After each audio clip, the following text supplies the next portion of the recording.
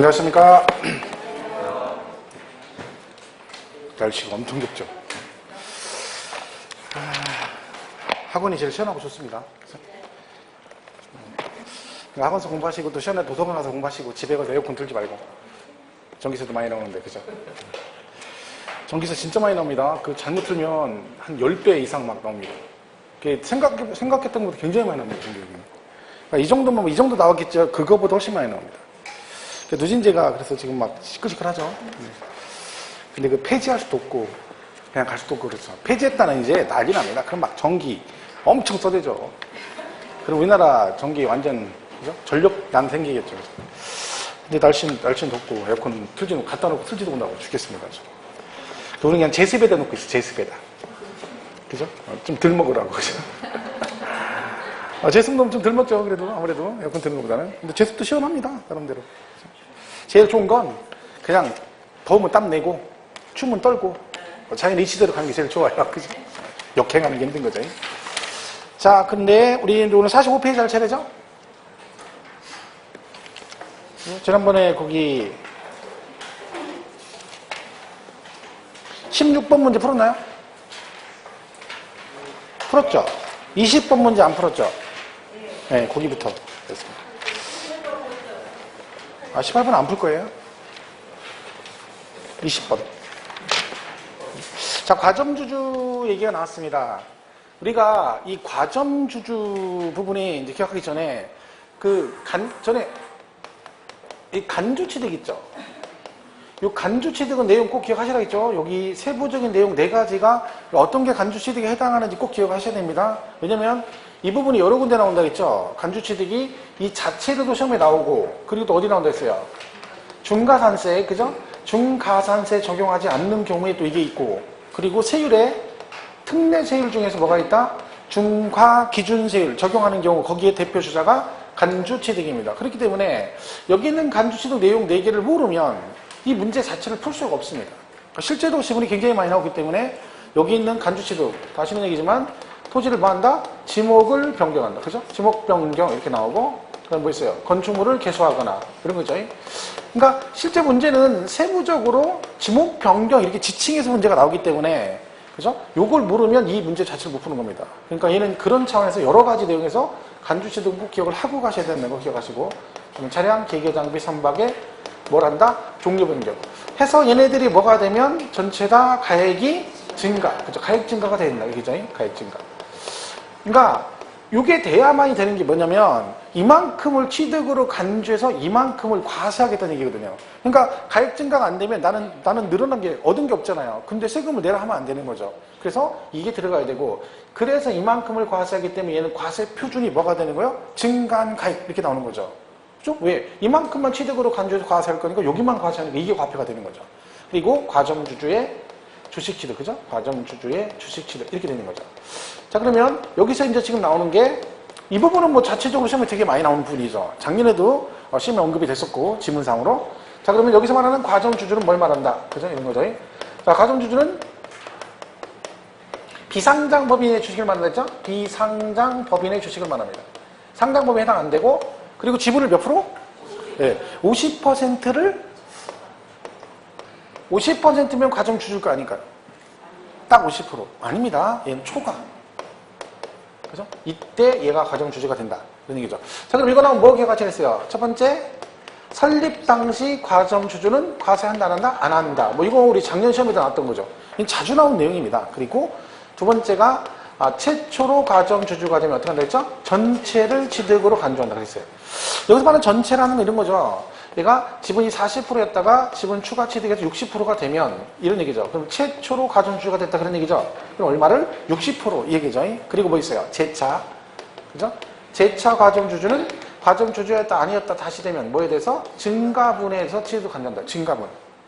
그죠? 그러니까 얘가 40이었다가 60 됐다, 30 됐다, 70 이런 식으로 가게 되면, 그죠? 이때는 어떻게 한다? 그 이전 과점주주 지분보다 증가분을 과세한다. 그런 얘기죠. 10%. 그러니까 여기 증가가 안 되면 과세가 안 된다는 얘기죠. 재차가 되더라도. 그래서 이게 이제 기본적인 개념입니다. 여기서 이제 요게 이제 시험에 다 언급이 됐던 것들이고, 또 하나가 과표 계산하는 게 나올 수 있어요. 과세 표준. 그죠? 예를 들면 이 A라는 법입니다. 이 법인이 만약에 부동산을 10억 원어치를 취득했다. 그러면 요 10억 취득한 거에 대해서 얘가 지금 몇 프로 책임진다고 여기 같으면 60%죠. 60% 취득을 간주한다. 그러면 얘는 과표가 얼마라는 얘기예요. 여기 60% 곱해서 6억. 6억을 얘가 취득한 거로 간주해서 과세한다. 그런 뜻이 되는 거죠. 근데 만약에 이 과표 계산 문제가 나왔다 혹시나 과거에 나온 전례가 있습니다. 그럼 조심할 게 뭐냐면 얘가 이제 문제를 때 이렇게 내거든요. 뭐 그 A 법인의 자산 현황 그래가지고 요렇게 해서 막 쭉쭉 써놔요. 뭐 얼마 토지 얼마 부동산 얼마 이렇게. 그러면 여기 있는 금액을 무조건 몽땅 합해서 10억에 60% 그러시면 안 되고 여기 세목을 잘 살펴봐야 됩니다. 이게. 예를 들면요. 부동산이 9억이고요. 여기에 분양권 1억 이렇게 돼 있어요. 만약에. 분양권 1억. 그래서 토탈 10억 원을 취득했대. 자, 그러면 얘가 60% 취득을 간주한다 치면 얘는 과표가 얼마일까요? 부동산 9억에 분양권 1억 이렇게 있어요. 그 10억 취득. 그럼 60%래요. 그럼 얼마? 69, 54, 5억 4천입니다. 자, 분양권은 취득세를 낸다, 안 낸다? 안 냅니다. 그죠? 그러니까 우리가 분양권하고 입주권 이런 애들은 취득세 부과 대상이 아니에요. 근데 이걸 팔면 양도세는 내야 됩니다. 양도세는. 그러니까 이런 양도세는 과세 대상에 들어가지만 취득세 과세 대상에 들어가지 않기 때문에 그죠? 이런 경우 이걸 빼고 가야 되는 거죠. 그냥 무조건 10억이 그러면 안 되고. 그래 이 지분 증가는 증자를 하거나 아니면 다른 주주로부터 취득해서 지분이 증가가 돼야 된다 그랬죠. 감자라는 게 있잖아요. 감자는 뭐라 그랬어요? 내 주식 지분 숫자는 똑같은데 그 회사의 총 발행 주식이 줄어드는 거죠. 그러면 내 주식 숫자는 똑같지만 지분은 늘어나게 되죠. 근데 이거는 지금 뭐야? 취득으로 간주하지 않는다. 그리고요. 얘가 만약 60% 책임졌어요?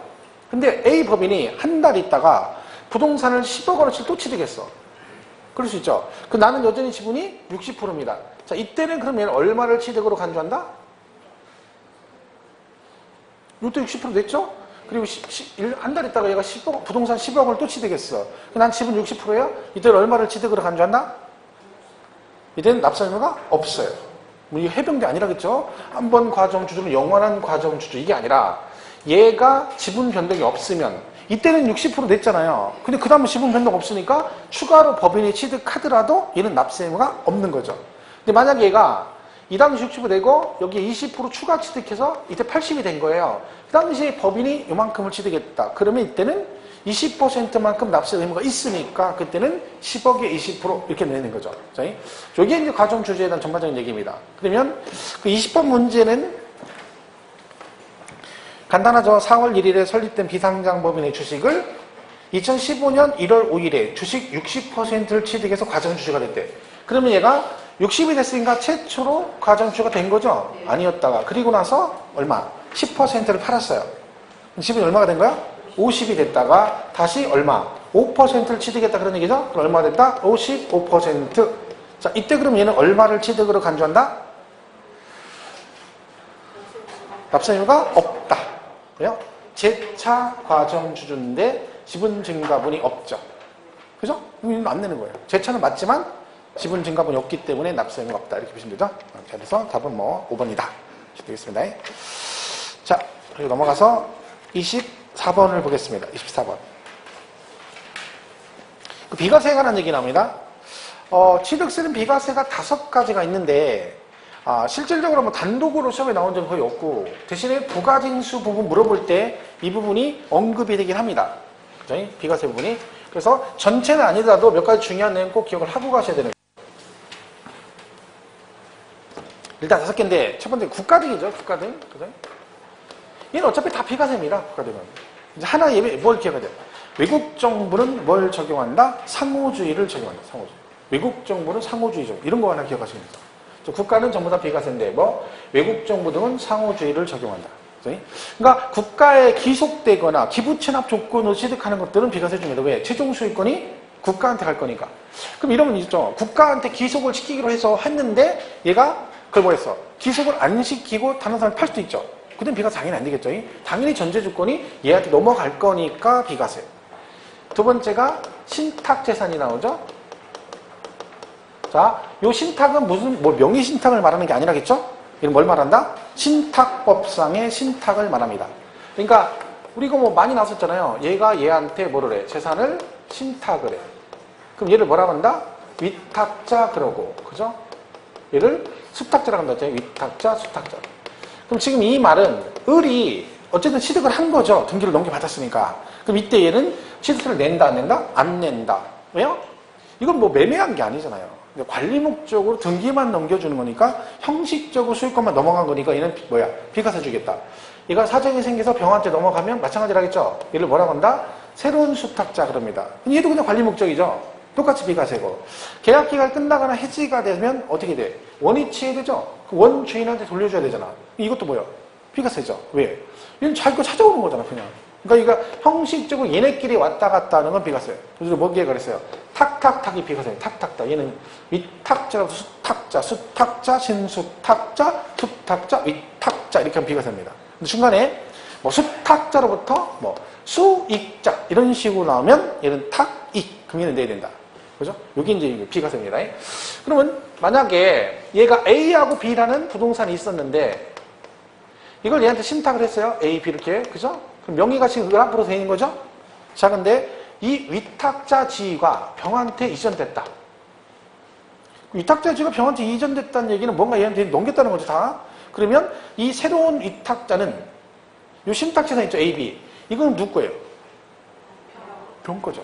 예. 위탁자 지위가 이전됐으니까 어차피 이건 을 건 아니잖아요. 그러니까 얘 건데 지위가 이전됐으니까 그 새로운 위탁자가 요 신탁 재산을 뭐 한 걸로 본다? 취득한 걸로 본다. 이렇게 되는 거죠. 자, 이게 뭐 그런 얘기들입니다. 하나 더 물어보면 그럼 이게 됐습니다. 수탁자 명의로 됐어요? 자, 갖고 있으면 재산세가 나오죠? 야, 재산세 납세 의무자는 누구다? 그렇죠? 수탁자라겠죠, 수탁자. 우리 재산세 많이 나왔던 거죠, 얘가이죠. 재작년 개정되고 두 번이 작년, 재작년 계속 언급이 됐던 거죠. 얘가 납세입니다. 위탁자. 아니, 수탁자. 그죠? 재산세는 얘가 내요. 요게 이제 그런 얘기고, 신탁재산은. 그 다음에 환매권이라는 생각 나면 환매. 도로 사오는 거죠. 근데 환매는 법률상 환매만 비과세입니다. 법률상 환매. 그러니까 개인 간 하면 안 되고. 그러니까 어느 게 법률상이냐는 열 거 없습니다. 그냥 이상한 법 하나 나오고 뒤에 어쩌고저쩌고 나온 다음에 뭐 환매 어쩌고 나오고 예를 들면 징발재산 정리에 관한 특별주치법 이렇게 나오죠. 그런 거 외울 거 없어요. 국가보유에 관한 어쩌고 나오죠. 그런 거 외울 필요 없죠. 이상한 법 나오고 환매 그러면 법률상 환매 보시면 되고. 이건 많이 나오죠. 임시건축물. 그죠? 자, 임시건축물 나오면 뭘 기억하셔라? 존속기간이 1년을 초과하지 않아야 된다. 그리고 뭐는 비과세 안 된다? 사치성 재산 비과세 안 된다는 거 기억하셔야 되고. 그리고 공동주택 개수. 얘도 9억 이하에 되고. 그죠? 그리고 뭐는 비과세 안 된다? 건축법상 대수선은 비과세 안 된다. 이거는 뭐 자주 나오는 언급이 되는 거죠. 최근에도 이게 나왔었죠. 시험에. 그죠? 다음에 취득세 과세되지, 뭐 과세되는 걸로 이렇게 묶인 걸 골라내놓고 여기 하나 들어갔었죠. 임시건축물. 그 얘는 비과세가 되는 거잖아. 그죠? 얘는 취득세 안 내죠. 그러니까 얘네들은 이렇게 군데군데 시험에 언급이 되기 때문에 얘네들은 사실 많이 안 나와요. 2번, 3번은.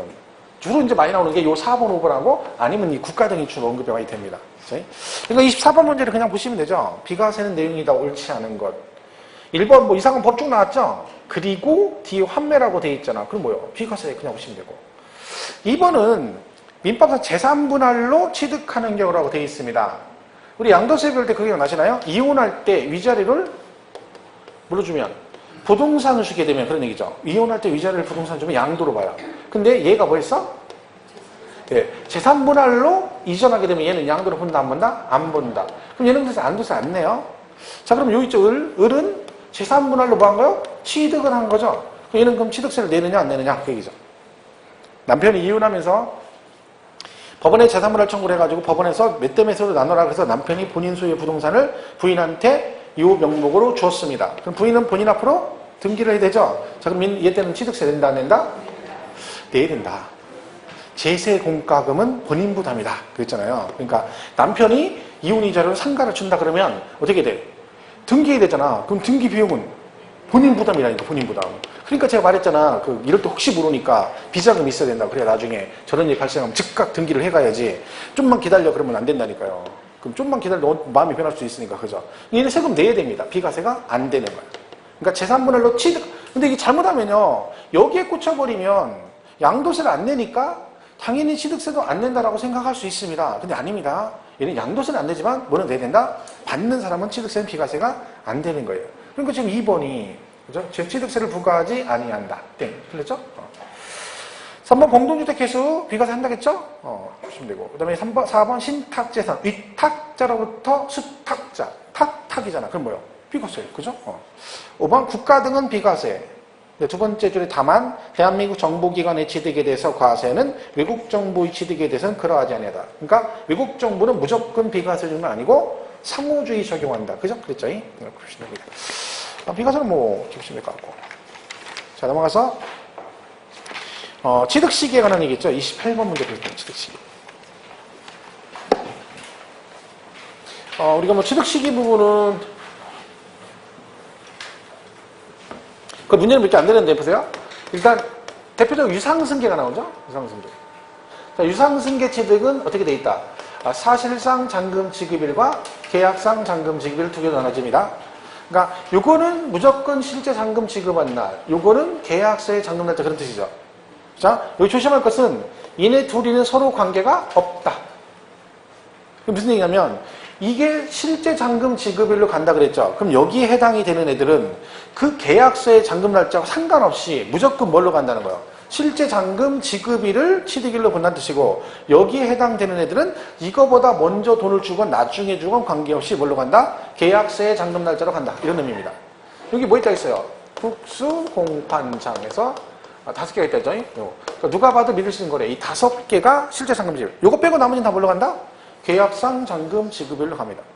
그럼 계약서의 잔금 날짜로 간다는데 계약서의 잔금 날짜가 명확하지 않다라고 나오면 어떻게 된다? 그때는 계약일로부터 며칠? 60일이 되는 날, 이 날을 뭘로 보겠다? 취득일로 보겠다. 이렇게 되어 있습니다. 물론 등기가 나오면 얘하고 고른 다음에 걔하고 비교해서 빠른 날로 가시면 되는 것이고 이게 가장 기본적인 유상승계죠. 그러니까 무상승계는 원칙이 계약일이에요. 근데 상속은 항상 언제라겠죠? 상속 개시. 그 증여는 결국 언제가 되는 거예요? 계약일이 되겠죠. 그죠?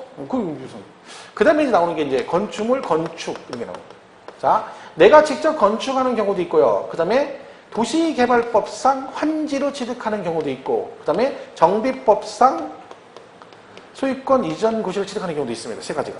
자, 여러분이 허가를 받고 짓게 되면, 공사 다 끝나면, 뭘 받아야 된다? 준공검사 받는다 그러죠? 그럼 이들이 뭘 줘요? 사용 승인서를 교부한다. 그럼 얘는 사용 승인서를 내주는 날 이렇게 돼 있어요.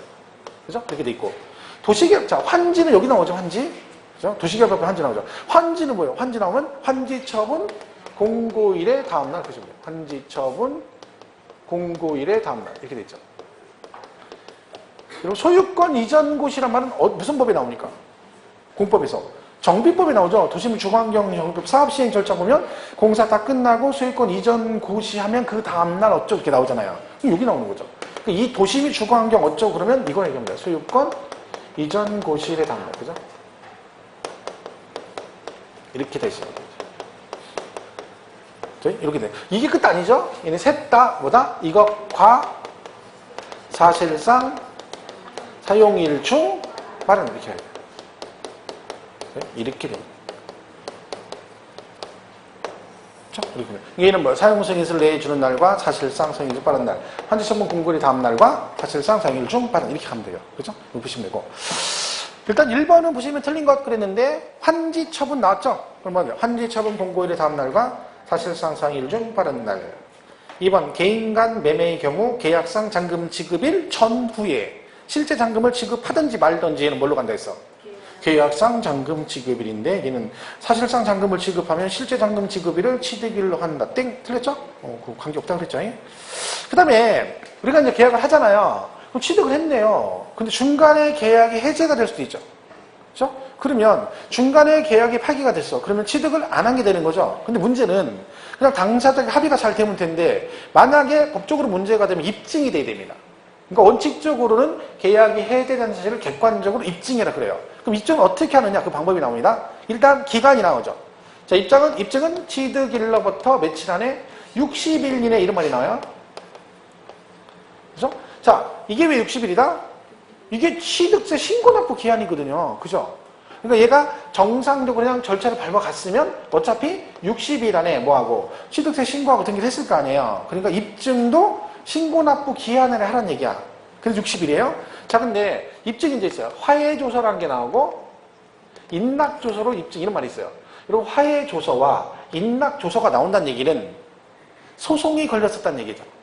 그죠? 왜냐면 화해조서, 인락조서 어차피 소송 걸려서 재판장 화해하는 거니까 얘는 요 문제가 생겨서 소송이 걸려가지고 이 화해조서에 의해서 뭐가 계약이 취득이 안 한 게 되는 거죠. 입증이 됐다는 거지. 그러면 취득을 안 한 걸로 보겠다. 근데 보통은 이게 소송이 걸리는 경우 많지는 않죠. 그러면 이제 입증하면 돼. 그럼 개인끼리 입증할 때는 뭘로? 공증을 받아야 돼. 공증. 그죠? 그럼 우리가 뭐라 그래? 공정증서라고 그래. 자, 그러면 법무사 사무실 가서 계약 해제됐다는 것을 공증을 받아라. 근데 여러분 공증 받으려면 돈 들어가잖아. 그죠? 자, 그럼 이 공증은 언제까지? 이것도 똑같아요. 날짜. 취득일로부터 60일 안에 작성된 공정증서만 인정해 줍니다. 근데 보통 공증 받으려면 돈 내야 되는데 그럼 나는 계약하고 취득을 하지도 않았는데 이거를 계약 해제된 걸 돈 들여가지고 입증해라. 이것도 웃긴 거잖아요. 그래서 올해 추가된 게 뭐가 있다 했어요? 그러면 공증 안 받아도 계약 당사자가 계약이 해제됐다는 합의서를, 그죠? 계약 해제 신고서를 제출하면 뭘 해주겠다? 취득을 안 한 걸로 봐주겠다. 이제는 매매 당사자가 둘이 합의를 해가지고 계약 해제가 됐다는 합의서를 제출하면 뭐다? 취득을 안 한 걸로 봐주겠다. 그럼 그 계약 해제 신고서도 언제까지 제출해야 된다? 취득일로부터 60일은 해야 됩니다. 그죠? 이렇게 돼 있는 거죠. 그게 유상무상 둘 다 똑같은데 그 3번 보시면 유상승계 취득의 경우 취득 후 뭘 하지 아니하고 등기 등록을 하지 아니하고 취득일로부터 60일 이내 민법 규정에 따라 계약이 해제된 사실이 화해조서, 인락조서, 취득일로부터 60일 이내 작성된 공정증서 그리고 취득일로부터 60일 이내 제출된 계약 해제 신고서에서 입증되는 경우는 취득한 거로 보지 아니한다. 자, 근데 이게 만약에 시험에 나오잖아요. 그러면 사실은 어디를 제일 주의 있게 봐야 되냐면 등기 등록하지 아니하고 여기를 잘 봐야 됩니다. 왜냐면 뒤에 거는 시험을 내면 보통 막 신경 써서 다 맞게 나와요. 근데 지문이 어떻게 나오냐면 취득 후, 등기한 후, 취득일로부터 60일 어쩌고저쩌고 쭉 나와요. 등기한 후 그럼 어떻게 돼? 무조건 취득한 거로 봅니다. 그러니까 전제 조건이 등기 등록을 하지 아니하고니까 그러니까 보통 이 문제를 내보면 등기한 후라고 내보면 거의 대부분이 그냥 지나갑니다. 그리고 막 뒤에 거만 보는 거야. 취득일 60일 화해조서 막 이것만 보는 거예요. 그거 조심해야 됩니다. 그죠? 그래서 거기 좀 조심하면 되고. 4번 무상승계는 계약일인데 상속은 예비적 원조다. 상속 개시일. 다만 계약일 전에 등기하면 등기시일 나는 겹치면 되고. 5번은 그 지문에 있는데 얘는 너무 신경 쓰지 마세요. 그러니까 정비파산 재건축 조합이 조합원에게 기속되지 않는 토지라고 돼 있잖아요. 이게 있거든요. 근데 이제 조합원 게 아니라는 거죠. 그러면 이제 조합이 취득한 게 되는데 걔는 언제가 되냐면 소유권 이전 고시일이 다음날 이렇게 돼 있죠. 근데 이게 잘못하면 저 위에 있는 정비법 다른 거 나온 거 있죠. 그 다른 정비법 얘기 있죠. 아까 한 거. 얘하고 넘길 수가 있어요. 잘못하면. 얘는 다 중 빠른 날 이렇게 돼 있는데 그죠? 그러니까 5번 지문이 취득 시기 물어볼 때 거의 안 나와요. 잘 안 나오는 얘기니까. 그죠? 그냥 4번 정도까지만 잘 보시고 굳이 걔를 읽어서 외우려고 할 거 없습니다. 이게 그렇게 되면 주택법에 따라 또 기속되지 않는 거 또 있거든, 그것도요. 그럼 걔까지 하려면 되게 헷갈려요. 근데 뭐, 많이 한다고 해서 공부 잘하는 거 아니에요, 시험 보는 게. 그죠? 그런 것들은 잘 나오는 얘기는 아니니까, 4번 정도까지만 잘 보시고 넘어가면 되겠습니다. 자, 그리고 넘어가서 30번 문제를 보죠, 30번. 자, 개인이 다음과 같이 주택을 취득한 경우, 취득 시기로 오는 것은. 자, 개인이 취득했대요. 그럼 취득 시기가 언제예요? 개인간. 개인간은 계약서상 잔금 지급일이죠. 자, 근데 거기 보면 계약서의 잔금 날짜가 뭐라고 돼 있어요? 불분명하대. 그거 어떻게 해야 되나요? 계약일로부터 60일이 된 날을 취득일로 본다 그래야죠. 그럼 계약일이 9월 1일이니까 10월 31일, 그죠? 60일. 제가 볼 때는 이게 실제 내면 이걸 틀리게 하려면 간단해요, 그냥. 10월 30일, 10월 31일, 11월 1일 이렇게 놓으면 돼. 그러면 막 이제 난리 나는 거 막 해봐. 가만히 있어봐. 이게 60일 막 더하고 막 골치 아픈 거죠. 그죠? 그러니까, 그죠? 근데 법인으로부터 취득하면 어떻게 돼? 법인으로부터 취득하면 실제 잔금 지급일이니까 9월 28일 그러면 돼요.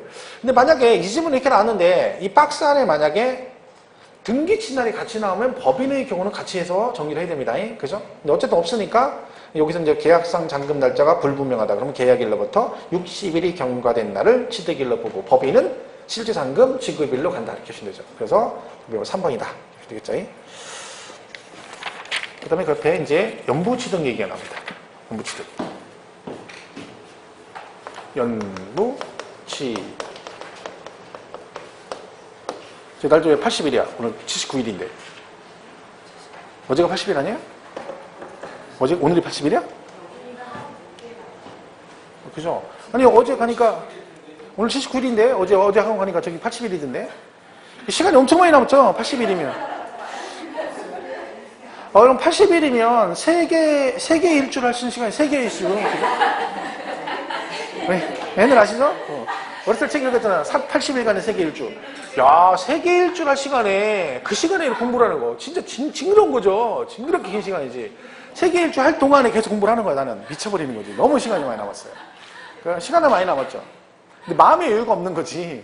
시간은 많아요, 시간은. 근데 마음의 여유가 없는 거지. 그죠? 그러니까, 지금 이제 9월달, 10월달에 계획표가 나와 있잖아요.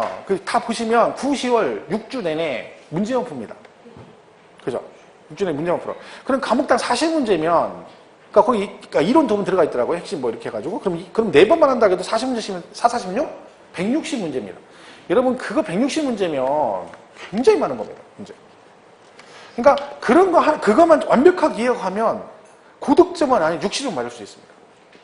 근데 이제 여러분이 이제 완벽하게 알고는 안 가는 거지. 여러분, 그 완벽하다는 말이 무슨 말인지 아세요? 내가 오늘 풀었어, 문제를. 완벽하게 풀어서 40문제를. 그죠? 그러면 이틀쯤 있다가 그 시험 문제를 그대로 보면 100점 맞아야 돼요. 100점. 100점을 맞아야 되는 거야. 그게 완벽하게 이해를 한 거야. 근데 여러분, 심지어 오늘 시험을 봐도 60점 맞는데 내일 모레 보면 50점 나와. 똑같은 시험 문제. 점수가 막 같은 시험 문제 점수가 줄어들어. 이게 문제인 거예요. 그러니까 공부를 그런 식으로 하면 맨날 똑같아요.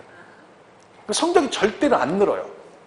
그러니까 여러분이 그런 형태야. 지금까지 문제를 엄청 많이 풀었거든요. 그러면 지금 푸는 문제가 됐든 앞으로 푸는 문제가 됐든 처음 보는 문제는 거의 없습니다. 그것도 여러 번 봤던 문제예요. 근데 여전히 못 푸는 거예요. 옛날에도 못 풀었고 지금도 틀리는 거죠. 왜? 근데 그 문제를 또 옛날 하던 방식 그대로 가면 또 틀려요. 그럼 하나 많아요. 그럼 백날에 실력이 안 된다니까. 또 여러분이 그러니까 방향이 이쪽으로 가면 떨어지게 돼 있는 거야. 근데 계속 이리 가는 거야. 안 가도 돼. 왜? 떨어져. 이거 방법을 찾아야 되죠. 왜 공부를 하면 점수가 올라가야 되냐 안 올라가냐는 거죠. 그럼 뭐가 잘못된 거잖아요. 지금이라도 고쳐야 됩니다. 그러니까 그 문제를 확실하게 이해하는 게 중요한 거죠. 그리고 자꾸 이것저것 보지 말라겠죠. 제가 뭐 하고 갔더니 또 막 장판지 문제집을 몇 권을 샀어요. 막 몇 권을 샀어. 무슨 막 방문각, 랜드스쿨, 뭐 법학원 해가지고 나 이해가 안 갑니다. 그 문제를 뭐로 믿겠어요. 돈도 많아. 그 돈 있으면 절 주세요. 하나만 사, 하나만. 하나 사도 그것도 제대로 모르면서 난 물어보고 싶어요. 몇 권 사신 분한테 도대체 하나만 찍어 이건 다 압니까? 물어보고 싶다니까. 100% 장담하지만 3권 사신 분은 그 한 권 제대로 안 사. 한 명도 없습니다. 나는 그 장담할 수 있어요. 그거 제대로 몰라. 그리고 얘도 모르면서 이걸 보고 얘도 모르면서 이걸 보고 앉아있는 거야. 시간 낭비하고 있는 거죠. 그러니까 시간만 죽으라고 하는 거야. 실력은 안 늘고. 그 100나라에 소용없다 했잖아요. 한 가지를 가지고 3번, 4번을 보세요. 그러면 다른 문제집 풀려면 어떻게 해야 돼? 그 문제집은 처음부터 끝까지 눈 감고 풀어도 다 맞을 정도 돼야 그래야 다른 문제집을 풀 수가 있는 거예요. 근데 중요한 건요. 눈 감고 그걸 풀 정도 되면 다른 문제집 안 풀어도 돼요. 왜? 실력이 나오기도 남아. 근데 그 생각을 안 하는 거예요, 사람들이. 희한한 거죠. 근데 난 이해가 안 간다니까. 맨날 얘기를 해도. 그렇게 얘기를 해도 듣질 않고 엉뚱한 소리 하고 그러니까 맨날 점수가 안 나온다고 막 고민만 하고 앉았으니 이해가 안 가는 거죠. 지금이라도 그렇게 해야 됩니다. 몇 번 얘기했어. 이 얘기는 수도 없이 했네. 그것도 기억 안 나. 참 기억 안 해요. 참. 그죠? 공부 내용도 기억 안 하고 그것도 기억 안 하고 그냥. 그래서 그냥 돈 닦는 식에 앉아서 돈 사는 산이요 물은 물이로다 이러고 계시니 어떡할 거예요 이거. 지금 그럴 때가 아닌데. 자, 연부취득은 자, 우리가 돈을 1년에 한 번씩, 자, 우리가 이런 걸 했죠. 100억짜리를 한꺼번에 돈을 못 주니까 5년간 1년에 20억씩 주는 조건, 이런 식으로 취득하는 거 뭐라고 한다? 연부취득 그랬죠. 여기 내용 여러 가지가 있습니다. 그럼 대표적인 이런 거죠. 기본이 이렇게 되는 거죠. 20억이 이렇게 5년에 걸쳐 나눠준다 이런 얘기죠. 자, 그럼 용어가 나오죠. 자, 20억을 우리가 뭐라고 한다 그랬죠? 연부 금액 그럽니다. 매년 지불하는 금액. 그리고 요 100억을 총 연부 금액 아니면 연부금 총액 그럽니다. 자, 그럼 이때 그러면 연부 취득을 하시게 되면 과세 표준이 뭐다? 연부 금액. 이건 뭐 과표 물어볼 때마다 시험 엄청 잘 나오는 얘기죠. 취득세 과표 문제 볼 때 연부취득 얘기 나오죠. 그럼 연부취득 과표가 뭐니? 그러면 연부금액. 요거 나오면 또 따라 나온 게 있어요. 뭐 계약 보증금이 있으면 계약 보증금을 포함한다 안 한다? 한다. 제외한다. 그럼 틀리고. 그 다음에 면세점. 그래서 얘가 면세점에 해당 여부를 판단할 때 뭘 가져간다? 연부금 총액을 가져간다. 연부금 총액을 기준으로 한다. 왜냐면 얘가 기준이 있거든요. 연부취득 조건이 금액이 50만 원을 초과해야 되고 이런 조건이 있거든요. 왜 초과해야 돼? 이하면 면세점 해당되기 때문에 취득을 안 한 걸로 되기 때문에 초과해야 되고 계약 기간은 최소 2년 이상이 된다. 그래서 2년 별거 아니죠. 얘가 분할이니까 최소 2번 이상은 나눠줘야 되니까 1년에 한 번씩 돈을 주니까 계약 기간이 2년 이상은 돼야 2번 이상 나눠줄 수 있다. 그런 뜻이라 했죠. 자, 그리고 취득 시기는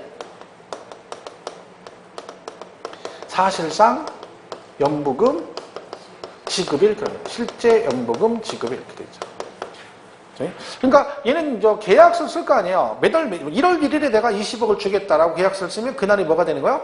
계약서상 연부금 지급일이 되는데 얘가 실제 돈은 심정이라 못 주고 1월 2일 날 줬다. 그러면 실제 연부금 지급일은 1월 2일이죠. 그러면 얘는 뭘로 간다? 실제 연부금 지급일을 취득일로 보겠다. 이렇게 돼 있습니다. 자, 중간에 등기를 하게 어떻게 돼요? 등기를 치면 어떻게 간다? 등기 친 날 한꺼번에 취득한 거로 본다. 그럼 중간에 등기를 안 하고 여기서 계약이 해제가 되면 앞전에 냈던 취득세 3번 낸 걸 환급해준다, 안 해준다? 해준다. 얘는 환급해준다겠죠. 자, 환급 얘기는 얘 말고 등록세 나오죠. 등록세 그거 있죠? 등기 등록한 이후에 그 등기가 무효나 말소가 되면 이미 납부한 등록세 환급해준다, 안 해준다? 걔는 안 해준다고 얘는 해준다죠. 아직도 이게 헷갈리면 글을 막연하게 외우면 당연히 엉키게 돼 있어요. 그죠? 근데 얘는 당연히 환급을 해줘야 되는 이유가 뭐냐면 얘가 원래는요 돈을 5번에 같이 나눠주니까 5년 후에 100억을 다 주고 나서 취득을 하는 거예요. 그죠? 그럼 취득세는 이때 내야 되는 거야. 그럼 과세권자 입장에서는 몇 년을 기다려야 된다? 5년을. 그러니까 5년 못 기다리게 돈을 빨리 걷고 싶은 거죠. 그러니까 야 네가 돈을 5번에 같이 나눠내니까 세금도 나눠내라 이런 거죠. 그래서 나눠서 걷는 거예요. 근데 중간에 계약이 해지가 돼버리면 나는 취득을 안 한 게 됐잖아요. 취득 안 하면 취득세는 물건을 뭐 했을 때 되는 거야? 취득했을 때 되는 거잖아. 중간 계약 해지면 난 취득 안 했잖아요. 근데 3번 냈으니까 이건 뭐 해줘요? 돌려줘야 됩니다. 등록세는 근데 틀리다 했잖아요. 등록세는 수수료적 성격을 지낸다 그런다 했잖아요. 그러니까 이거잖아. 이거는 내가 등록세를 받았는데 그냥 먹고 떨어진 게 아니라 뭘 해줬어? 등기를 해주고 그 대가로 받은 거란 말이죠. 이거하고 똑같다 했잖아요. 제가 노가다에 갔더니 여기 이만큼 낙엽을 쓸으래. 낙엽을 싹 쓸었더니 5만 원 준대. 싹 쓸었더니 감독관이 오더니 반짝반짝한데 잘 쓸었네. 5만 원 받았어요. 그리고 집에 왔는데 전화 왔다는 거지. 뭐라고? 야, 너 가고 나서 낙엽 또 떨어졌다. 그러니까 아까 5만 원 준 거 돌려줘. 나한테 그러면 돌려줘, 안 돌려줘? 안 돌려줘. 그럼 제가 뭐라 그래요?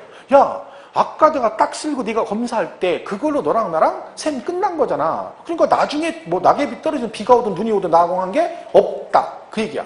그 등록세 그런 성격이죠. 너 내가 등기해줬잖아. 그거 해주고 돈을 받았으니까 그걸로 너랑 나랑 셈이 끝난 거다. 나중에 걔가 무효나 말소가 돼도 나하고 관계 있다 없다? 없다. 환급해준다 안 해준다? 안 해준다. 뭐 그런 뜻입니다. 그러니까 잘못하면 쉬운 얘기도 이런 것도 틀릴 수가 있는 거죠. 얘는 엉키면 지문 하나 잘못 이해하면 그 하나 때문에 문제를 맞고 틀리고 되는 거죠. 그 문제를 뭐 전체를 꼭 다 5개를 모르고 막 이게 아니라 5개 중에 하나만 잘못 이해하면 그 문제는 틀려버리는 거죠. 그 5개 전체가 아니어도, 그죠? 그러니까 그 질문 하나하나를 지금은 정확하게 이해하는 게 중요합니다, 지금은. 왜? 듣기는 다 들었는데 아직도 문제를 못 푸는 건 실수를 하면 안 돼, 이제는요. 그 실수를 줄이면 되는 거야. 그러면 합격할 수 있어.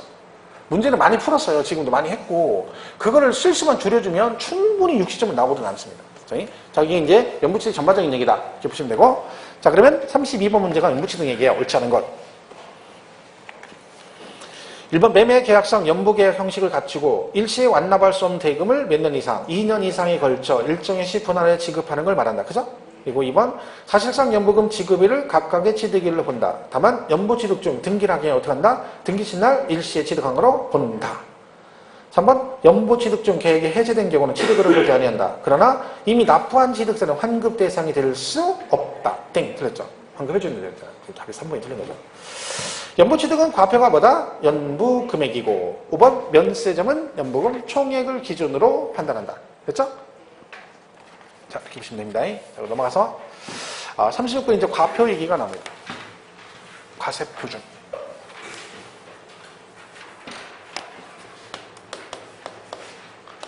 과세 표준. 자, 얘는 금액을 말하는 거예요. 자, 그럼 얘는 언제적 금액을 말하냐면 취득세는 항상 취득 당시 가액을 말합니다. 취득 당시. 얘는 취득 당시고 등록세는 언제적 금액을 말한다? 등기 등록 당시 가액. 재산세 종부세는 과세 기준일, 양도세는 양도일 현재를 말하는 거죠. 그럼 얘는 신고납부조세니까 뭐가 원칙이다? 신고가액이 원칙입니다. 근데 여기 예외에 뭐가 있다? 시가 표준액이 있다 그랬죠? 그리고 특례로 뭐가 있다? 사실상 취득가액 이렇게 돼 있어요. 자, 그러면 얘는 언제적 금액을 신고하는 거예요? 취득 당시 금액을 신고하는 거죠. 얘도 취득 당시 시가 표준액, 얘도 취득 당시 이렇게 되는 거죠. 자, 그럼 얘가 원칙. 그죠? 근데 예외가 있다 했죠? 신고 금액이 무엇보다? 시가 표준액보다 적으면 뭘로 간다? 시가 표준액. 이걸 달리 표현하면 뭐라고요? 신고 가액과 시가 표준액을 비교해서 둘 중 큰 금액을 과세 표준으로 한다. 이런 뜻이 되는 거죠. 근데 얘는 근데 얘랑 비교한다 안 한다? 안 한다. 왜? 말 그대로 가시는데 실제로 취득한 금액 그대로 가겠다. 그럼 얘하고 관계없다는 얘기죠. 그럼 얘는 이거보다 높아도 이 금액, 낮아도 그냥 이 금액으로 가겠다. 왜 그런다겠어요? 누가 봐도 이 금액으로 샀다는 게 객관적으로 인정되는 취득. 그래서 6개 있었죠. 이게 뭐다? 국수 공판장. 그리고 신고서 제출해서 검증이 이룬 6개입니다. 자, 그럼 무슨 국가 또 국이 뭐냐니까 뭘 수용 얘기를 해. 국이 국가 끝이야? 국가, 지방자치단체, 지자체 조합. 자, 됐죠? 그럼 맞춰보세요. 이렇게 나왔어요. 옛날에 시험에 국가에 제출된 검인계약서에서 취득가액이 입증되는 경우는 사실상의 취득가액을 과세 표준으로 한다. 국가에 제출된 검인계약서에서 취득가액이 입증되면 사실상 취득가액을 과표한다. 틀렸습니다. 지금 속으로 국가니까 사실상 맞는데 이런 분들은 문제가 있는 거야. 왜? 이게 뭐야? 국가로부터 취득입니다. 그러니까 국유지를 내가 산 거야. 그러니까 내가 국가 걸 1억에 샀어. 그러면 내가 1억에 샀다는 것은 하늘도 알고 땅도 아는 얘기죠. 왜? 거래 상대방이 국가잖아요. 그러니까 실제 취득한 금액이 거래 상대방이 국가를 통해 입증을 받을 수 있는 거죠. 이게 그 얘기거든. 근데 그냥 국가라고 하면 외우신 분은요. 아까처럼 문제 나오면 분명히 그걸 맞았다는 사람 분명히 있습니다. 그러면 문제가 뭐야? 똑같이 외워놓고 누군 맞고 누군 틀리고 그러는 거죠. 그러면 안 되는 거지. 근데 제가 하는 얘기를 잘 이해하셔야 돼. 그런 걸 확실하게 알아야 되는 거죠. 그 하나 삐끗해가지고 문제 하나 틀릴 수 있다니까.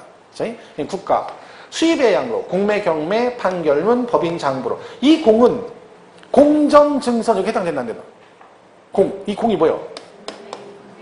공정증서 여기 들어가 안 들어가? 안 들어가요. 이 공은 그 공이 아니에요. 공정증서는 우리 법무사 사무소 공증받는 거고 얘는 공매나 경매를 말하는 거다. 그죠? 이렇게 하는 거죠. 여기는 신고서 제출해서 검증이 이루어집니다. 그러니까 신고서만 제출하면 안 되고 그 금액이 그대로 거래가 됐다는 걸 해당 시군구에서 인정이 되었을 때 그런 뜻이죠. 그래서 반드시 뭐가 들어가야 된다? 검증이란 말이 들어가야 된다. 그죠? 이게 기본 개념입니다. 자, 그럼 36번 문제 보시면 다음은 취득세 과표에 대한 설명이다. 틀린 거. 그랬죠? 1번 취득세 과표는 원칙적으로 신고가액과 시가 표준액을 비교해 둘 중 큰 금액을 과세 표준으로 한다. 맞죠? 2번 취득자의 신고 또는 신고가액 표시가 없거나 신고가액이 시가 표준액보다 적으면 시가 표준액을 과세 표준하고요. 3번 토지 지목 변경 또는 차량 등의 종류 변경의 경우는 지목 변경 등에 소요된 가액을 과세 표준으로 한다. 땡 틀렸죠? 네. 그러니까 그 간주 취득 중에 간주 취득 증가한 금액을 과표한다 그랬죠. 근데 그 중에서 가장 많이 이제 출제하는 게 지목 변경 얘기입니다. 과점 주주가 제일 많이 나오긴 하지만 얘도 잘 나오거든, 지목 변경. 그럼 얘가 나오면 어떻게 돼요? 그냥 지목 변경했대. 그러면 과표가 뭐니? 그럼 뭐라고 해야 돼요? 증가한 가액 그러면 돼요.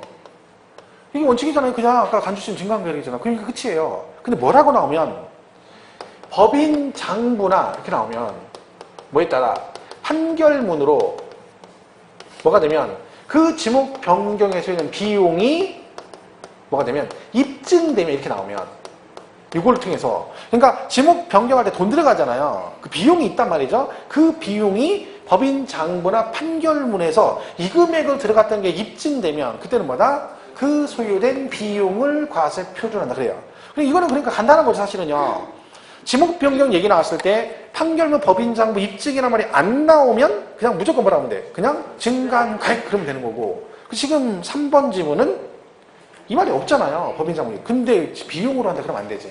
뭐라고 해 정답이에요? 증간 가액 그러시면 되는 거야. 그죠? 4번 취득가액이 객관적으로 확인되는 경우는 즉 국수공판장 검증을 말하죠. 다른 규정에도 불구하고 뭘로 간다? 사실상 취득가액을 과세 표준으로 한다. 맞죠? 5번은 읽을 거 없습니다. 그 과정주주 뭐 지분 뭐 계산하는 건데 그런 거 물어보지도 않고 신경 쓸 거 없습니다. 보시면 되고. 자, 넘어가겠습니다. 쭉 가서 42번으로 가보죠. 42번. 과표액이면 비슷비슷하기 때문에 작년에도 출제가 됐었죠. 과세표준 다 중요합니다. 사실은. 걔는 뭐. 자, 지방세법상 취득세 과표 및 세율에 관한 설명으로 틀린 것은 1번 취득세 과표는 언제적 금액이다? 취득 당시 가액을 한다. 다만 연보로 취득하면 과표는 매회 사실상 지급되는 금액을 말하며 이 매회 사실상 지급되는 금액을 우리가 뭐라고 한다? 연부 금액 그리고죠. 그리고 취득 금액에 포함되는 계약 보증금을 뭐한다? 포함한다. 그죠? 그 얘기도 같이 나오죠. 그러니까 제외한다. 그럼 틀립니다. 2번 건축으로 인하여 건축물 면적이 증가할 때는 그 증가된 부분에서 원시 취득으로 해당 세율을 적용한다. 보시면 이게 세율이 같이 언급이 돼 있는데 원래요 증축 등을 하게 되면 건축물 면적이 증가라고 돼 있죠. 자, 면적 증가는 이 말이 나오잖아요. 그럼 얘는 뭘로 봐? 원시 취득으로 봅니다. 이게 작년에도 시험 문제 출제가 됐었는데 이 지문이 자 이렇게 있어요. 이가 증축을 가액이 증가됐다 그러면 간주취득이 되는 거예요. 가액 증가는 그죠? 가액 증가는 간주취득. 얘는 지금 면적이 증가됐대요. 그럼 만약에 3층짜리 건물인데 여기다 한 층 더 올린 거죠. 그럼 여기 올라간 거죠 이미. 이건 면적 증가. 이건 뭐야? 새로 취득한 거잖아요. 그러니까 얘는 뭘로 봐야 돼? 원시 취득 그런 거죠. 그러니까 면적 증가라고 나온 거다 원시 취득으로 본다 그러죠. 새로 취득한 거니까 보존된 게 돼야 되는 거죠. 그죠? 그거 조심해야 돼요. 면적 증가. 3번 환매 등기를 병행하는 부동산 매매로서 환매 기간 내 매도자와 환매한 경우 그 매도자와 매수자의 취득세는 표준세율의 중과 기준세율 100분의 200을 합한 세율을 산출한 금액을 한다. 일단 얘는 보면 이 문제가 보세요. 특례세율 있죠. 특례가 두 가지가 있잖아요. 뭐가 있어요? 하나는 표준세율에서 이게 있고 그죠? 그리고 이 두 개가 있거든요. 일단 이게 두 개예요. 근데 3번 일단 무조건 틀렸어요. 왜? 표준세율, 중과기준세 100분의 2 합한 세율 이거 없어요. 요 합하는 건 중과기준세 이거는 여기는 지금 합하는 게 뭐? 빼야 되는 거지. 합하는 게 아니라. 빼죠. 그죠? 일단 얘는 무조건 틀렸어요. 걔가 여기에 들어가요. 환매가. 그럼 여기에 들어가는 거 여기에. 더하는 게 없고 뭐라? 빼주는 거죠. 자, 요거는 뭐라 했어요? 이건 몇 퍼센트를 말한다? 중과 기준세 몇 프로를 얘기한다? 2%. 2%.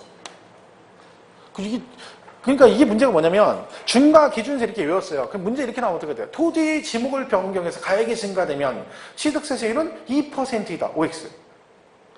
토지 지목 변경 가액이 증가된 경우 취득세 세율은 100분의 2, 즉 1000분의 20, 즉 얼마? 2%이다. OX. 부분 이거 지금 무틀리잖아요. 맞는 지문이죠. 왜? 그럼 토지 지목에 가액 증가되면 취득세율이 얼마야? 아까 제가 뭐라 했어요? 간주취득은 특례세율 중에 중과 기준세율의 대표 주자가 뭐라고? 간주취득이라니까. 근데 그럼 뭐하냐고?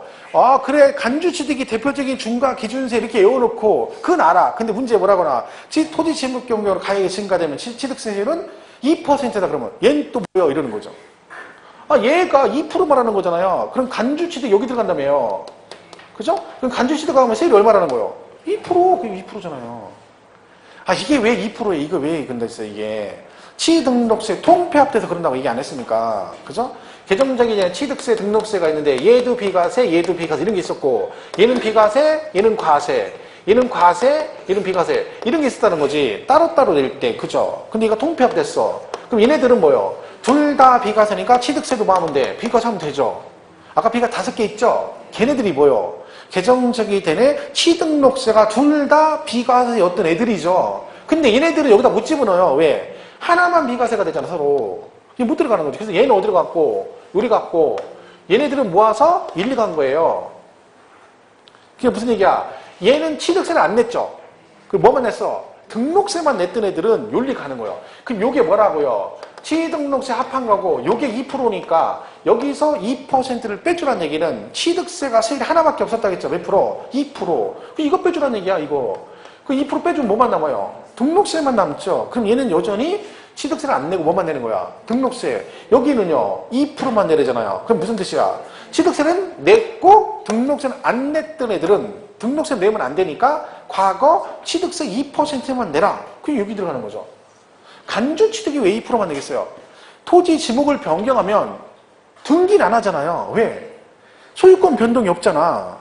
토지 대장상 지목만 바꾸는 거죠. 그리고 가액 증가돼서 취득으로 간주해서 뭐만 냈어? 취득세만 냈단 말이에요. 그러니까 여기 들어가는 거야. 이거 그래서 생긴 거라 했잖아요. 그러니까 이 두 개가 생긴 이유가 이런 원인 때문에 그런 거야. 개정 전과 후가 세율이 같아야 된다. 그러다 보니까 얘네들은 빼서 이렇게 만든 거죠. 그 여기 대표 주자가 누구라고? 간주 취득이다. 이거 처음에 2번 나오는데 처음부터 정답이 얘가 정답이다. 간주 취득. 그러니까 아까 제가 간주 취득 4개 기억하시라 했잖아요. 그죠? 그런 얘기죠. 그러니까 일단 얘는 뭐 3번은 무조건 틀린 거죠. 더하는 게 아니라 뺀 세율을 그래야 돼요. 4번 토지 취득한 자가 그 취득한 날로부터 1년 이내에 그 인접한 토지를 취득한 경우는 그 전후 이 취득에 관한 토지 취득을 한 건의 토지 취득으로 봐 면세점을 적용한다. 우리가 그 면세점 적용할 때 이런 얘기잖아. 이렇게 붙어 있는 거죠. 그죠? 그 인접한 토지가 붙어 있는 걸 이런 식으로 한다는 거죠. 50만 원, 50만 원 이렇게 분할해서. 그죠? 1년 이내 1월 1일, 2월 1일, 5월 1일, 뭐 10월 이런 식으로 했다는 얘기지. 왜요? 면세점, 세금 안 내려고. 이럴까봐 1년, 인접한 토지 건축물을 몇 년 안에, 1년 안에 이런 식으로 취득하게 되면 면세점 적용할 때마다 이 전체를 한 건의 취득으로 봐서 면세점 적용 여부를 판단한다. 이 말은 이때 50만 원 면세점 받고 다음 달에 또 사면 이때는 이거 2개 합해서 얼마? 100만 원으로 본다는 얘기죠. 그럼 이때부터는 면세점 적용이 된다, 안 된다? 안 된다 뜻이 돼요. 왜? 이렇게 하면 땅따먹기 한다고 했잖아. 이렇게 하면 50만 원, 50만 원, 50만 원, 50만 원, 면세점 이렇게 한다니까. 그러면 분명히 있다니까요. 나 같아도 한다니까. 그죠? 이걸 방지하기 위해서 이런 규정이 있다. 그죠? 그게 지금 4번 얘기네요. 5번 지방자치단체장은 조례로 정하는 바에 따라 취득세 표준세를 100분의 50범에서 가감할 수 있다. 아시겠지만 지방세는 전부 다 세율이 가감 조정이 가능합니다. 얼마 범위에서? 100분의 50범위에서. 이때 특징들이 있죠. 취득세는 뭐 잘 나와요? 중과세율에는 적용하지 않는다. 뭐 그런 얘기 잘 나오고. 근데 등록세는 부동산 등기하나요? 가감 조정이 됩니다. 그러니까 자동차 같은 거 등록하실 때는 가감 조정이 안 되는 거고. 그리고 재산세는 뭐가 잘 나와요? 당해년도에 하나여 적용한다 이런 말이 잘 나오죠. 시험에도 5년간 적용한다라고 나와서 틀린 적이 있습니다. 그러니까 그런 것들은 참고로 알아주시고. 비율은 똑같아요. 얼마? 100분의 50 범위에서 가감 조정할 수 있다. 이렇게 보시면 되겠죠. 자, 여기까지 하고 잠깐 쉬었다가 뒷장의 세율 파트를 좀 더 자세히 보겠습니다.